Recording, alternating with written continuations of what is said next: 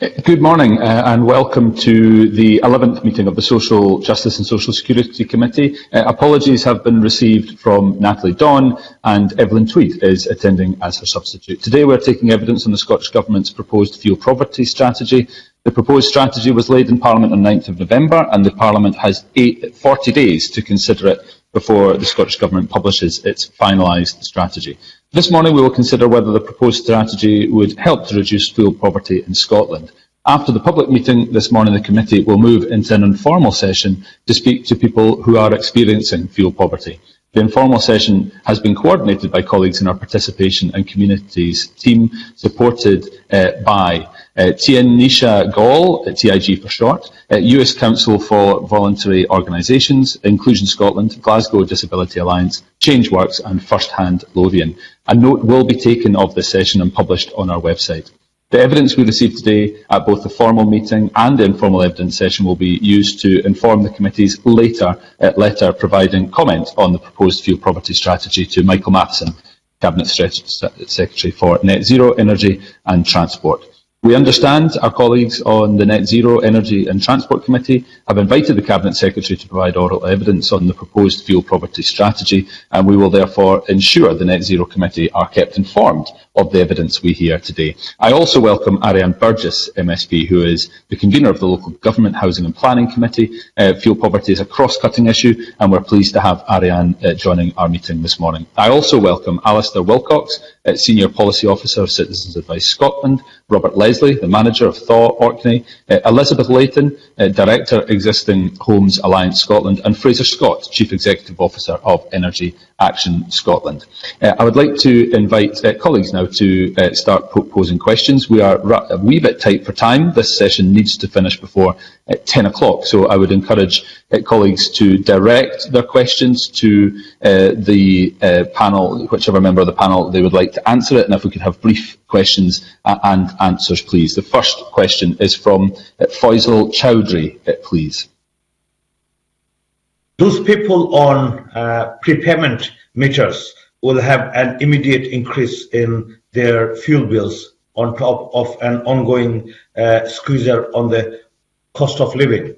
So those on meters tend to already be on low income, and non-payment can lead to fuel being out of, and fuel debt through standing charges. However, there is no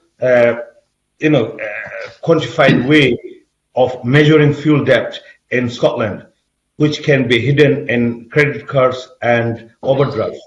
What can the fuel strategy do to support people struggling with fuel debt? And then the next question was, what can the Scottish Government do to increase the tackle up of the warm homes discount? When does the Scottish Government estimate the warm homes payment will be fully rolled out in Scotland? Any particular member of the panel that you'd like that directed to, Faisal? No, whoever feels comfortable answering.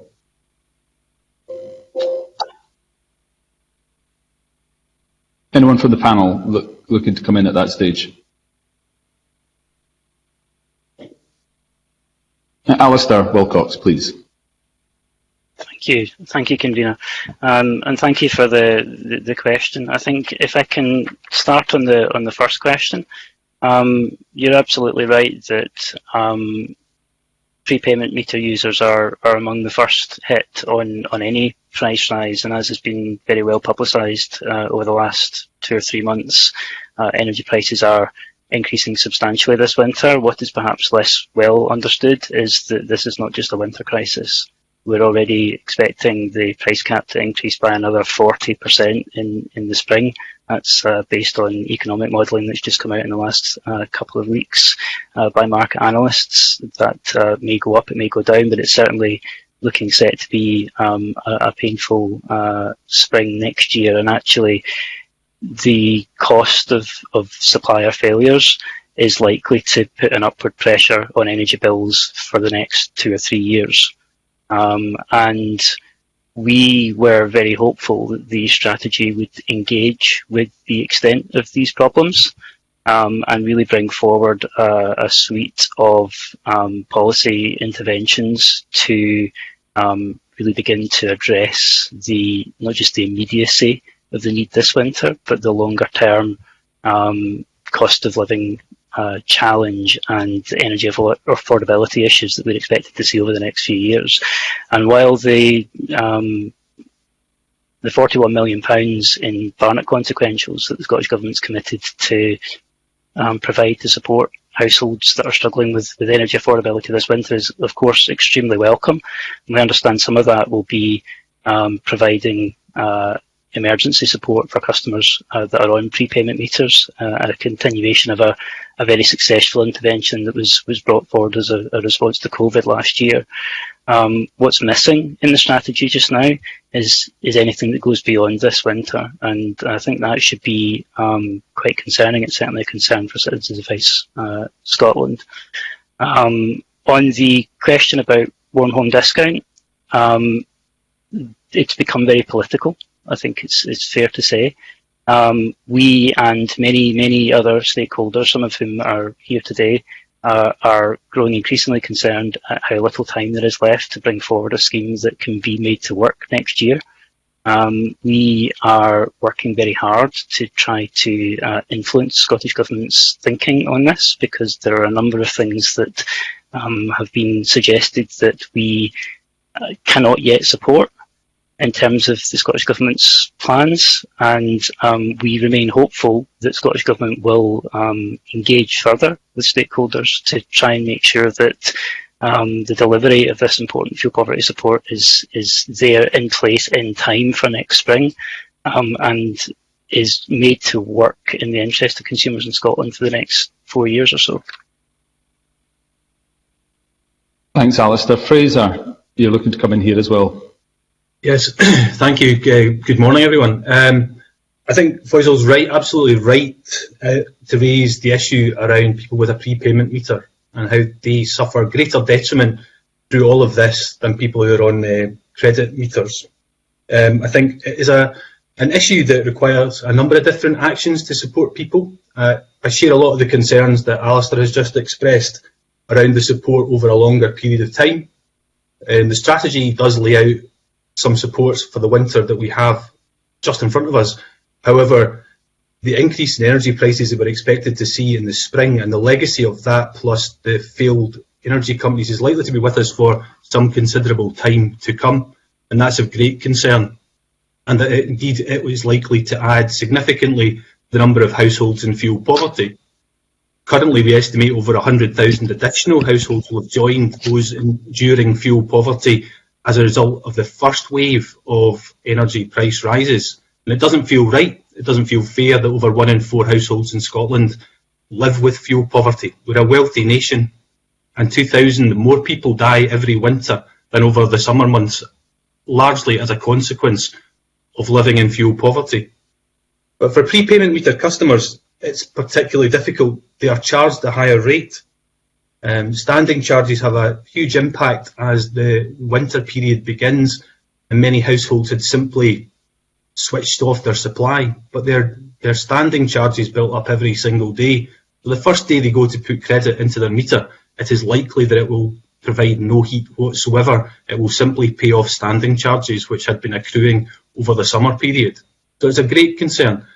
Fantastic that there is crisis support, and it is good that there is support from energy suppliers at the same time. But we need to see continued price protections for our most vulnerable households, continued price protections for prepayment meter customers to ensure that they are paying a fair and reasonable price for the energy that they consume. It would be good to see a swifter acceleration in the rollout of smart prepayment meters across Scotland, because the evidence that we've provided over the last year shows that there is a huge economic benefit, not only to the householder as a result of having a smart prepayment meter in terms of their, the time that they may spend topping up, the journeys that they have to go on in order to top up in many cases, and the additional administrative cost that it brings to energy suppliers could largely be removed and level the playing field so that the price comparisons between credit and prepayment are narrowed. So I'd like to think that there's a lot of positive stuff that can be done. I think what's not clear in the strategy itself is how it is going to interact with all of those components for prepayment meter customers to ensure that at the moment prepayment meter customers are more likely to be in fuel poverty than people in credit meter position. So I think there's much more needs to be done, and not all of it is in the control of the Scottish Government at this particular time, but we need that support and that lobbying for the changes that are required for those areas where we do not have that control. Oh, I should have added. That's okay. Sorry, I join Alistair's concern around warm home discount and the uncertainty that surrounds what's going to happen over the coming period and the energy company obligation. Particularly concerned that Scotland could well get a poor deal in any kind of settlement. What's proposed was a 9% allocation of warm home discount in eco, and in 2019 Ofgem's figures showed that Scotland received 10.1% of the warm home discount investment. So really concerned that in any arrangement we could get a poor deal. Scotland has 15% at least of households in fuel poverty. It feels a far better way to argue that we should be getting a settlement if we are to take control of this. It is in relation to our starting position on fuel poverty, which is considerably higher than any other part of Great Britain. Thanks very much, Fraser. Come back to you, Faisal, if you have another question, please. No, I don't have one in listing now. No. How about the next section, Faisal?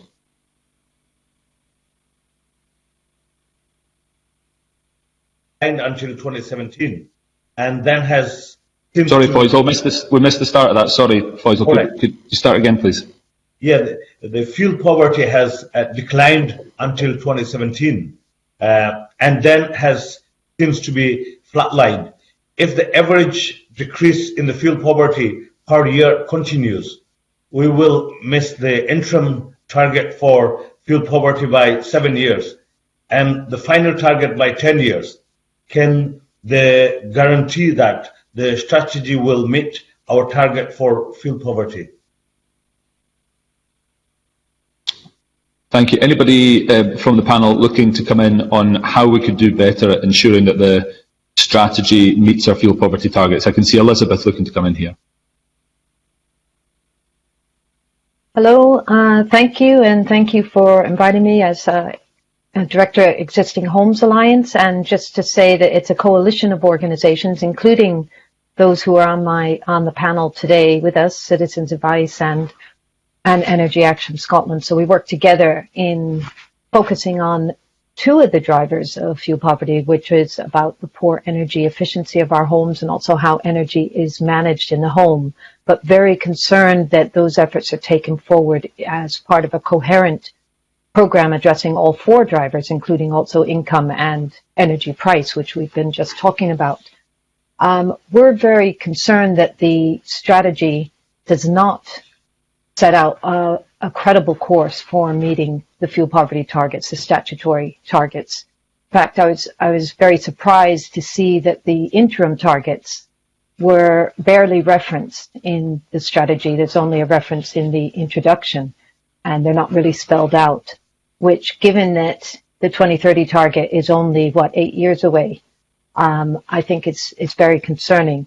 The actions that are listed in the strategy are not set against outcomes. What outcomes are they expected to deliver? And therefore, how do they match against the percentage reduction in fuel poverty rates that are expected by these statutory targets? If you compare this with what's been done with the climate change plan, which clearly sets out actions against an emissions envelope that has to be met by a certain date, you'd see how this strategy is falling short.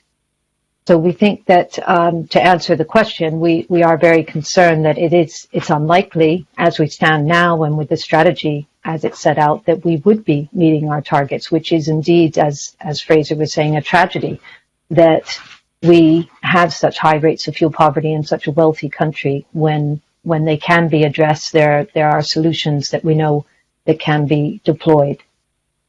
So I've got other points I can make later about how we can improve on the energy efficiency and how to use energy in the home. approach when we get onto that. Thank you. Thank you very much, Elizabeth. Next, are there any other members of the panel looking to come in at that stage, or I move to questions from Miles Briggs? No. Okay, Miles Briggs, please. Thank you, Convener. Good morning to the panel. Research has found that there's a relatively low uptake of the Warm Homes discount in Scotland.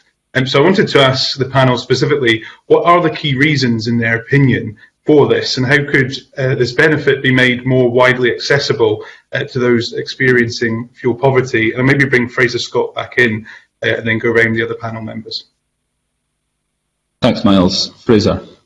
Thanks, Miles. I think I wasn't entirely sure what that point was when I read through the briefing paper, because I think the evidence is that Scotland received 10.11% of the 2019-2020 Warm Home discount allocation, which fortunately is in keeping with, if not slightly higher than our percentage of population. So, in terms of that, I think one of the big issues around Warm Home discount is that it's a finite sum of money. There's the two aspects of it: the core group, which automatically receive it because they meet the criteria, and then the applicant group, who are an eligible group of households in difficult circumstances, but the envelope of investment is not sufficient to meet the needs of all of those households.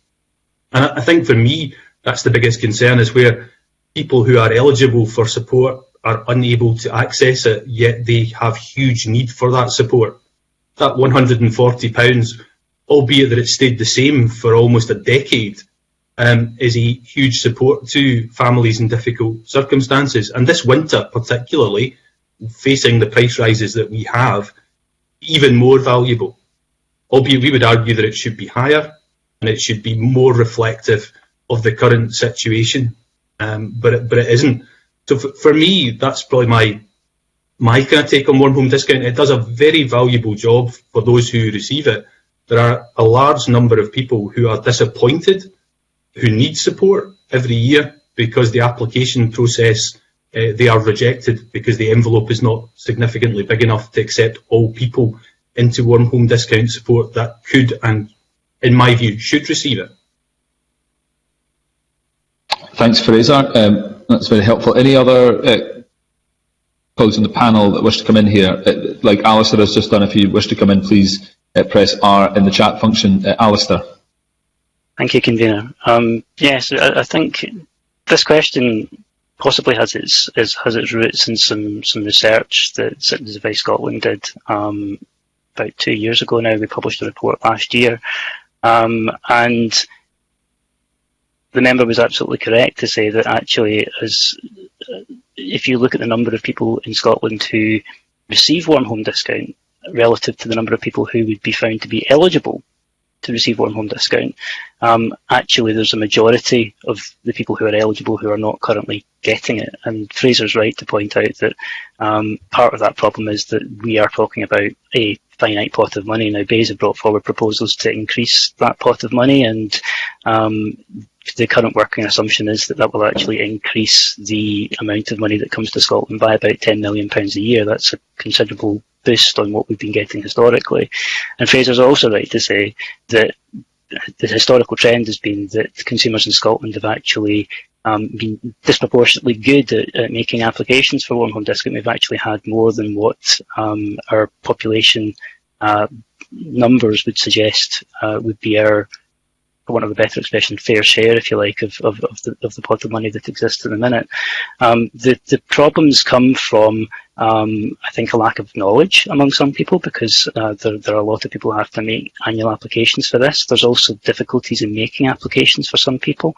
And there is also a challenge around differential eligibility criteria. So you could actually be eligible for Warm Home discount with one supplier, but not the supplier that you are currently with.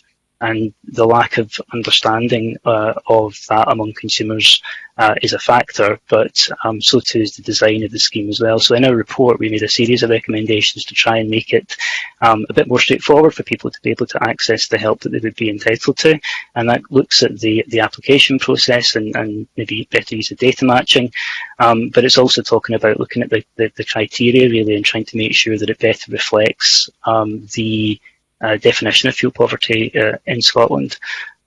So there's a variety of things that could be done. I know that BEIS have made some proposals, Scottish Government have got some ideas of their own, but it's the ongoing uncertainty just now around warm home discount, and it should be said the energy company obligation that I think is driving a lot of concerns amongst the sector just now, and not just people like ourselves, but also even suppliers don't know what they're expected to do next year. And in terms of delivering a workable scheme that's actually going to deliver benefits for consumers, the longer this drags on, the higher the risk is that we end up with something that is continues to be very imperfect.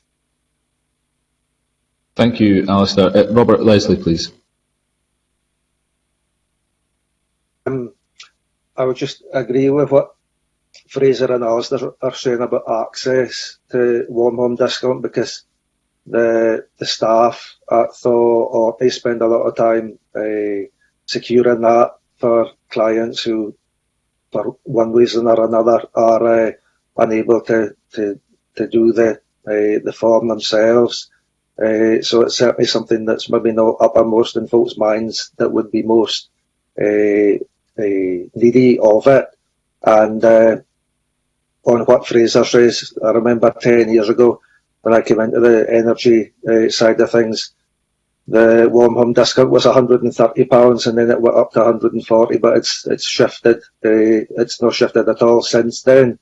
And meanwhile, if you're on total heating, total control tariff in Orkney here with storage heating in 2011, your heating over the winter, we looked at a household that spent £740 in 2011. This year they would have to spend £1,780 on the same for the same amount of heating. So that's the difference in cost of electricity for a winter, and the warm home discount stayed the same. So it's welcome, but it's making a much lower impact for folk who are receiving it. Thanks, Robert. Next, I have Marie McNair, followed by Jeremy Balfour, please. Unless Miles, unless Miles, did you have another question? Thanks, Neil. Yeah, it was more just to really get the panel's view on the financial level then, because I know from the Citizens Advice Scotland submission to the committee, whether or not a household receives the warm homes discount has no material impact on rates of fuel poverty for those households. So is it the panel's view that it's not at the right level, or it's not effectively being targeted to reduce fuel poverty? And maybe that's to go back to Alistair, because your submission pointed towards it not having that impact. Would you say that's because of the level it's currently set at? I think it's difficult to deny that's a factor. We should remember that currently all consumers pay for warm home discount through their bills, and historically, so this year it's costing us all about £14 per household. The proposals of BEIS have brought forward to increase the size of the pot will extend that to about £20 per household. So there is a tension that I think we should acknowledge in terms of the size of the pot and the scale of the burden that you place on households, and it becomes quite difficult to exclude households from contributing to that levy if they are fuel poor. That's a very difficult exercise to do, and not something anybody's been able to find a solution to so far. And I think really probably what's worth saying is that the reason why warm home discount doesn't statistically make much difference to whether somebody's in fuel poverty or not is largely the result of the fuel poverty gap being greater than £140. So when we did some research a couple of years ago, we had a look at a data set from the Scottish Household Survey, and it found that 77% of the sample that we took from that data the median fuel poverty gap was greater than £250. So the warm home discount at £140 is obviously going to make people less fuel poor, but statistically they are still fuel poor. And I think it's important to view warm home discount as part of a package of support, rather than the silver bullet that's going to solve fuel poverty. It's just one aspect of our armoury in this, and I think it should be viewed not in isolation, but as part of a package of measures that could be used to more meaningfully impact on fuel poverty rates going forwards. Thanks, Alistair. Any other members of the panel wanting to come in at that stage? Fraser. Hi there. Yeah, I mean, I agree totally with what Alistair just said there in his analysis of what, in isolation, a single measure, the impact that it can have. I think without it, things would be much worse for many of those households who do receive it. But as he's right to point out, it's a package of support. The strategy does identify a number of different things that would have an impact on people's income in relation to their energy costs. I mean, and for me, maybe it would be a question someone would ask, but the winter fuel payment, which Scotland is set to take responsibility for, is a much larger tool in the toolbox. It has £180 million allocated to it, and its purpose is to help people with their energy costs. And for me, it doesn't appear to be fully aligned with fuel poverty and the fuel poverty strategy. It's not well targeted. It doesn't target fuel poor households. There's no change proposed to the automatic receipt of that through the winter fuel payment for pensioners. That's pensioners of all income brackets who would receive that above the pension age, many of whom, several thousand of whom, live outside of Scotland, living in other EU countries, and wealthier, not means tested. So for me, that's not very well aligned when we have got responsibility coming for that. I'd like to see that much better aligned as a tool in the toolbox. It's about 5 times the level of investment that warm home discount is. So therefore could have a much greater impact than is planned for now. And the cold weather payment, which also supports people on benefits, lower income, is proposed to be a flat £50, which for me, again, isn't targeting at fuel poor households and isn't able to recognise the diversity of situations that people have across Scotland. Robert is quick to point out, and right to point out, that in Orkney, the costs of your average energy bill is so much higher, almost double the UK average. So therefore, that level of value to that household living in that circumstance is a lot less. It buys a lot less. It buys a lot less warmth and comfort. And yet what we ought to be seeing is equity in terms of the comfort that's being achieved for the investments that the state is able to provide to support people. So I'd like to think we could see better alignment of winter fuel payment and a better alignment of warm home discount to bring about the kind of changes that we need to help fill that median gap that Alistair identifies as so important, because that's the balance that takes people out of fuel poverty, and we need to focus on making the biggest impact. But I'd like to think we could align things an awful lot better with the tools in the toolbox that we have right now, make better use of the quantum that they give us.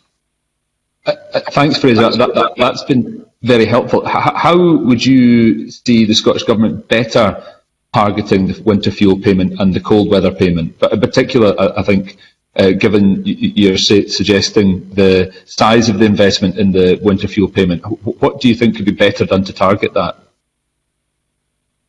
I'd like to see the whole thing being seen as a singular.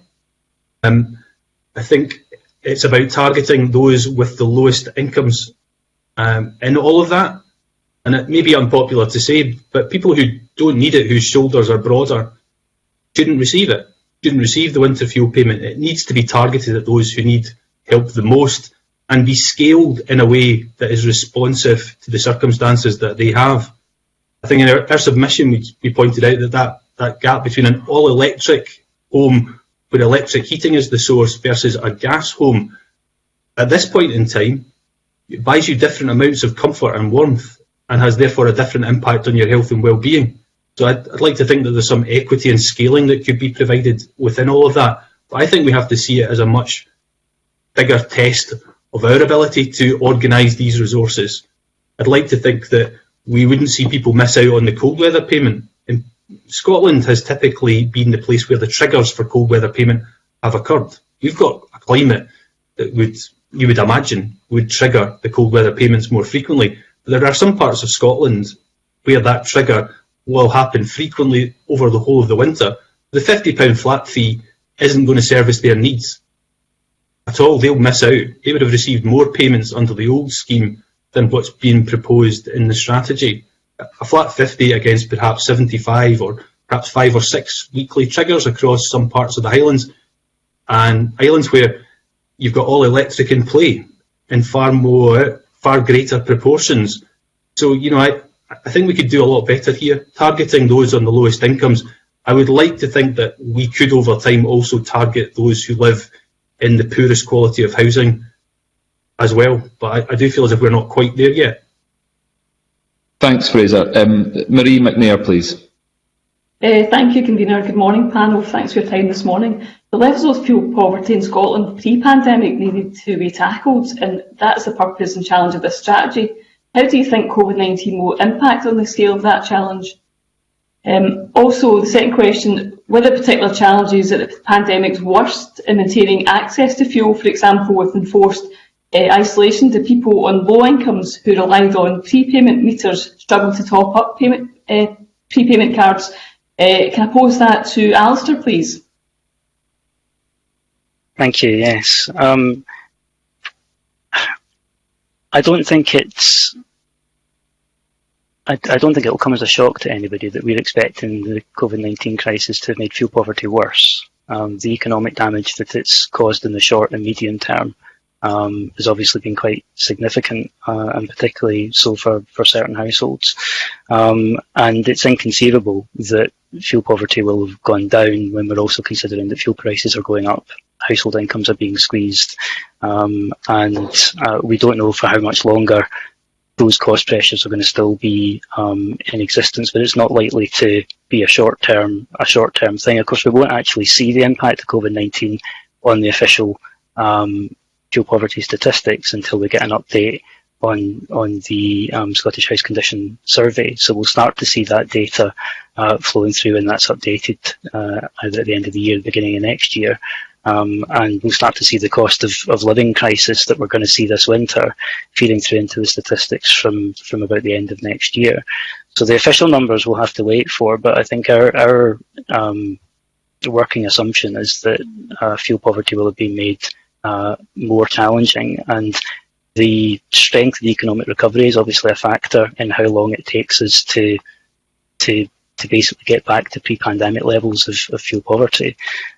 So I think it was said at the very beginning by the convener, fuel poverty is a multifactorial issue. There are many things that play into whether somebody's in fuel poverty or not, and that's why it's really, really important that this strategy really gets to grips with and brings forward real, ambitious, detailed, coherent plans across all 4 drivers of fuel poverty. And I think in some areas the ambition is there. In others, it's not as well developed. And there's certainly a concern that we have that the funding that's required to deliver the statutory targets is not yet there. And that's a real genuine concern. I should also say that there are real concerns about the regional equality of how well this strategy is actually going to deliver the targets. So particularly in terms of rural and island fuel poverty, we know that that's a particular issue. Extreme fuel poverty is disproportionately higher in rural and island areas than it is in more urban areas.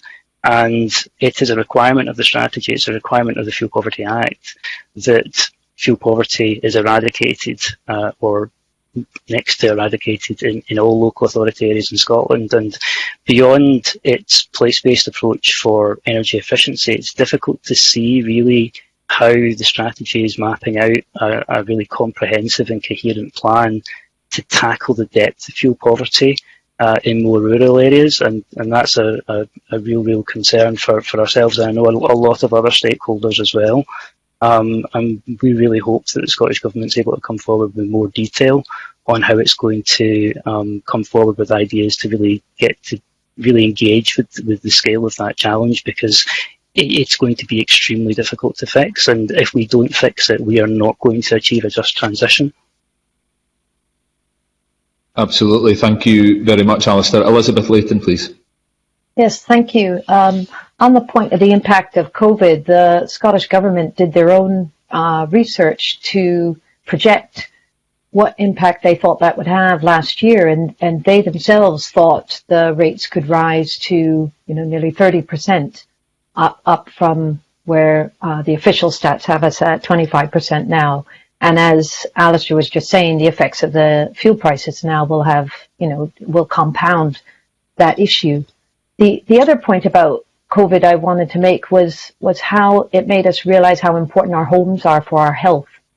And cold and damp homes are bad for respiratory health and health of children and mental and well-being issues. And so there's another reason to address the quality of our homes, is to also improve the health and well-being of everyone. And there's a lot of evidence now emerging to show that it does have a positive impact. As Alistair was saying, we have some good programs which are outlined in the strategy, but it's very clear that they are just touching the tip of the iceberg of, what is it, about 18 to 20,000 households are reached by our fuel poverty programs, the national program as well as the area-based scheme. And they are excellent programs, and they are adapting to reach the challenges of decarbonizing heat, as well as making homes much more energy efficient, which is very positive. And there's also a commitment that there will be no detriment to those living in fuel poverty.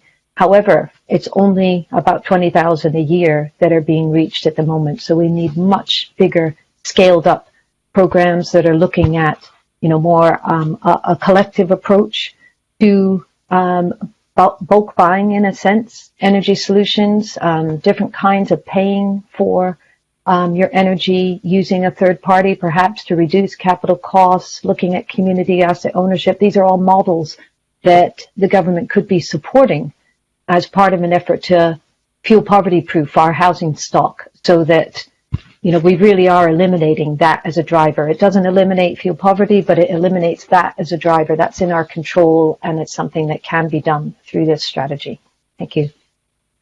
Thank you, Elizabeth. Robert Leslie, please. Yeah, I was just picking up on the point of the depth of fuel poverty in rural and island areas such as Orkney, because if we are wanting to tackle that, the rate of fuel poverty in Orkney only dropped from 57% to 30% when the definition changed. That was like the 10% in fuel poverty. But extreme fuel poverty at that stage only shifted from 23 to 22%, so only a 1% decrease. So I would be really wary of any hope of meeting that target, an interim target of getting to 5% by 2030. If we're talking about every local authority area needing to reach that end point, while there are no interim targets for local authority areas, places like Orkney are not going to get there. And when Elizabeth's talking about fuel poverty proofing homes by increasing the energy efficiency, we're going to need a huge upscale in the workforce here, because at the moment what would probably be an indirect impact of COVID is that the building trade here has overheated. Nobody's really interested in the retrofitting side, so we need to find some way of making that, a thing that the trades want to do, because at the moment I can't see that we would have the size of workforce that would be able to retrofit properties across Orkney in the time scale that we'll be looking at for this. Thanks, Robert. Fraser, if it's okay, can I bring in Jeremy Balfour for his question and then ask Fraser to be the first responder to that, please. Thank you, Neil. I've just got a couple of questions, and the first one is in regard to what do the panel think would make a difference if the Scottish Government amended the forthcoming adult disability payment to ensure that those with an enhanced daily living compound were able to claim the winter heating assistance payment, and would this, as picked up previously, target it better than is being done at the moment? That might be better for CAS, but I'm happy to go wherever you want, Neil. Thanks, Jeremy. Fraser, do you want to come in here at this stage, and then we could maybe quickly turn to Alistair? If we could keep these answers tight, because I'm keen to bring Evelyn and Pam in for some quick questions before we wrap up just after 5:02. Sorry, yeah, absolutely. I would support Jeremy's point there. I think we need to use all the tools we have to support some of the most vulnerable people in society. We absolutely need to ensure that there is adequate support provided across the benefit system that we have. And I do agree with him that, you know, I think we're fortunate in Scotland that we have taken on a more responsible position on people with a disability in relation to energy costs. That in England at the moment, the consultation on warm home discount excluded people with disability as a specific category, whereas in Scotland, obviously, we have the child winter payment, which is an incredibly important support for families with vulnerable people. But I would want to see that extended, as we might imagine, I would want to see much more support being extended at this particular point due to the size of the challenge that faces us. But just quickly to go back to the last point, on the impact of COVID, if we accept that the energy crisis is part of that impact of COVID, then clearly the impact is absolutely massive and far will exceed the experimental analysis that Scottish Government did, which suggested 29%. So, you know, at this point, and with an energy rise to come in the spring, which could be £500 at least, pushing average UK bills up to something like £2,000, that is going to have a huge impact on our ability to make an inroad into fuel poverty, because we're about to take a huge step back in terms of that number of people that are in need, and it will likely not just increase the number of people in fuel poverty, but it will increase the number of people in extreme fuel poverty whose circumstances are so dire and desperate. And for me, that's the key aspect to that, and not to forget that costs lives. So therefore, we will see more people die as a result of this. And for me, that's the biggest scandal of all of this for us, is that people die when they do not need to. Thanks, Fraser. Alistair, you were specifically referenced there by Jeremy. Do you want to come in briefly here as well, please? Thank you, Convener. I will try and be as brief as I can, and I am happy to follow up in writing if it would help the committee. But I think Jeremy's absolutely right. We should be using every tool in our arsenal to try and tackle fuel poverty. It is it's not currently evident that we are thinking holistically enough about this, even in the strategy. And as welcome as some of the actions and proposals that the Scottish Government's brought forward in the strategy are, there are more things that can be done. So of course we know that the work that's been done on enhanced heating regimes has identified that households with severe disabilities in them are more likely to require an enhanced heating regime, and that is more likely to push households into fuel poverty. And of course we need to think about how we can use things like the welfare system to try and address that. What I would say though is it's not always just about how much money you spend and who you give it to, but it's about how you spend it too. Because actually increasing somebody's income has a lower impact on fuel poverty than reducing their fuel bills. And there are sort of quite different ways of spending the same money on the same people that would have a greater impact on the statistical issue of fuel poverty.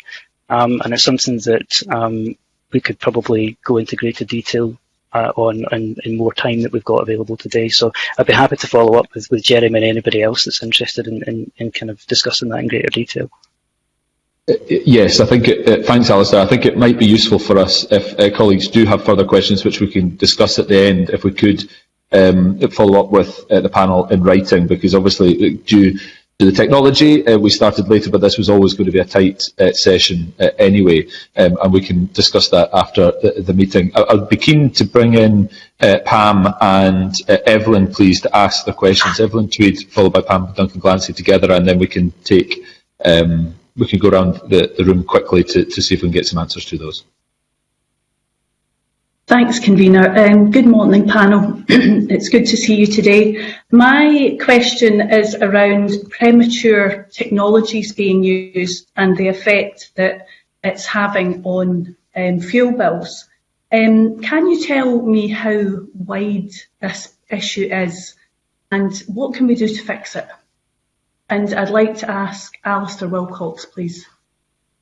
Thanks, Evelyn. Pam, please, and then we'll come to Alistair. Thank you, panel. Thank you, convener, and good morning. Actually, I had a number of questions around specifically supporting groups that are most likely to experience fuel poverty and disabled people, and also people in other in various regions of Scotland and rural regions, and what the fuel poverty strategy says on that. So I'd be keen just to hear a little bit more from Alistair about, as well as incomes, what else we can do to address that, and then specifically, Robert. On the kind of rural poverty area, some local authorities, as you know, will have said that the government, they have concerns with the government about the £6,000 grant limit for retrofitting social housing. So how do you think the government could provide sufficient support to local authorities, notwithstanding the point you made about recruitment? And finally, do you have any thoughts on innovative retrofitting financial solutions, for example, like what's happening in Portsmouth in the people-powered retrofitting programme? Thank you. So I'm keen to draw this to a close at 9:59. So if we could start with Alistair, followed by Robert, and anything we can't get to, if it's possible, we can follow up in writing, please. Thank you, convener. So, yeah, I mean, I think the issue with, I'm not sure I would characterise them as premature technologies, but I think I understand where the question is coming from. And it's very difficult to get a handle on how widespread it is. The data isn't particularly well understood at the moment. We've certainly seen pockets of issues springing up in a variety of different locations in Scotland. So it's not just one specific technology either. There's a variety of reasons we think why people are experiencing poor outcomes when actually the modelling suggests that they shouldn't. And because it's a complex issue with a variety of inputs and a variety of drivers, there's not one straightforward answer. What I would say, though, is that it's really, really important to make sure that we work to understand what is causing these and where these issues are happening. And it's equally important that the Scottish Government comes forward with money so that if mistakes have been made, that people have access to funds to be able to rectify the mistakes. The Energy Consumers Commission, in its response to the draft heating building strategy, made that specific request of government. So far, that's a request that's gone unanswered, but we think where genuine mistakes are made because people don't have enough understanding of how these technologies interact in a retrofit scenario. Retrofitting homes is technically very complicated and every home is unique. And I think where it is down to a lack of good data rather than somebody making a conscious choice and it was just the cheap choice rather than the right choice. I think it is probably fair and just to allow social landlords or private landlords or homeowners to access some sort of funding to allow them to put right in retrospect the mistakes that were made in terms of the technologies that were employed in a given home, rather than just labouring them with really, really high fuel costs going forward. I think that's something that the strategy could have addressed and hasn't yet. On the issue of support for specific groups of people, I think it's fair to say the strategy probably doesn't do enough yet, but I'm very conscious of time. So I wonder whether it would be appropriate to follow that up with a more comprehensive answer in writing, convener. Would that be okay? Absolutely. Thank you very much, Alistair.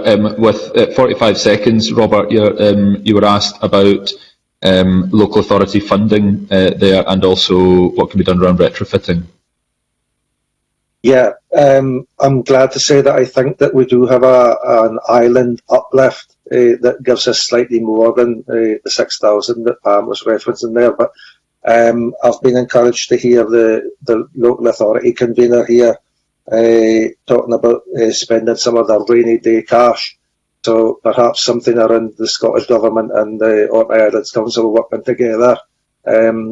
So possibly the local authority could come up with some sort of matching funding for houses that require more than for the national level. This would be really good on that.